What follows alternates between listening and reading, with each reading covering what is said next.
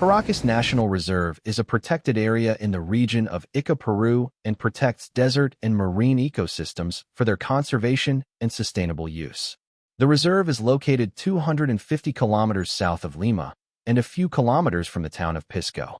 It spans an area of 335,000 hectares, 65% of which correspond to marine ecosystems. The highest elevation in the reserve is 786 meters.